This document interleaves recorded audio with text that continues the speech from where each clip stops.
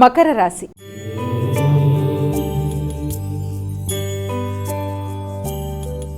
అమ్మ, మకర రాశి వారికి ఎలా ఉంది రోజు? మకర రాశి వారి విషయాన్ని కనుక తీసుకున్నట్లయితే మకర రాశి వారికి ముఖ్యంగా వ్యక్తిగతంగా తీసుకునే కీలక నిర్ణయాలు, కొన్ని లక్ష్యాలు ఏర్పరచుకొని లక్ష్య సాధన దిశగా చేసే ప్రయత్నాలు, నూతన ఉత్సాహం ఉల్లాసం అధికంగా ఉండడం, సంఘంలో మంచి వ్యక్తిత్వం గౌరవం కలిగిన వ్యక్తుల యొక్క సహకారం, వారి సహకారంతో అనుకున్న పనులు సాధించడం, భాగస్వామ్య వ్యవహారాలు అనుకూలంగా ఉండడం, జీవిత భాగస్వామితో మంచి అనుకూల వాతావరణం ఏర్పడడం, మానసిక ప్రశాంతతని పెంపొందించుకోవడం, ఆధ్యాత్మిక మందిరాలు దర్శించడం, ఉన్నత స్థాయి వ్యక్తుల యొక్క సహకారంతో పాటుగా వారి యొక్క ఆశీస్సులు అంటే ఆధ్యాత్మిక వ్యక్తుల యొక్క ఆశీస్సులు లాంటివి, పెద్దల యొక్క ఆశీస్సులు లాంటివి లభ్యమవ్వడం, దాంతోపాటుగా మీ యొక్క తోబుట్టువులతో మొదలైన వారితో కొన్ని మంచి నిర్ణయాలు తీసుకోవడం, దగ్గర ప్రయాణాలు చేయడం, వారికి మీరు మంచి సలహాలు ఇవ్వడానికి అవకాశం కూడా కనబడుతుంది. కుంభరాశి.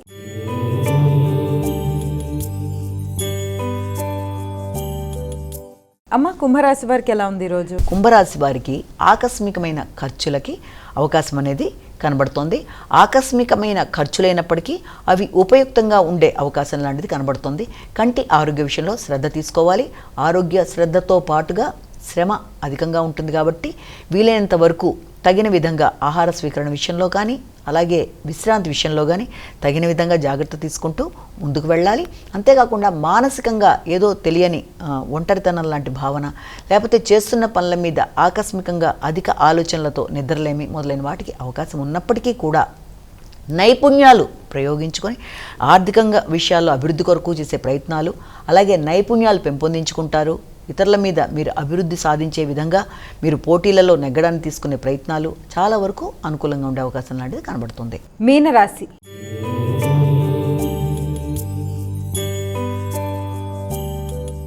అమ్మ, చివరిదైన మీనరాశి వారికి ఏ విధంగా? మీనరాశి వారి విషయాన్ని కనుక తీసుకున్నట్లయితే మీనరాశి వారికి ముఖ్యమైన విషయాలలో మానసిక ప్రశాంతత అధికంగా ఉంటుంది, ఉపాసనా బలం పెరుగుతుంది, ఆధ్యాత్మిక ఆలోచనలు అనుకూలంగా ఉంటాయి, వ్యక్తుల సహకారం బాగుంటుంది, సంతాన అభివృద్ధికరంగా ముందుకెడుతుంది, ఆర్థిక విషయాలు అనుకూలంగా ఉంటాయి, ఆగుతూ వచ్చిన పనులు ముందుకు పెడతాయి, నెట్వర్క్ పెంపొందించుకుంటారు, స్నేహ సంబంధాలు అనుకూలంగా ఉంటాయి, రచయితలకి అనుకూలమైన సమయంగా ఉంటుంది.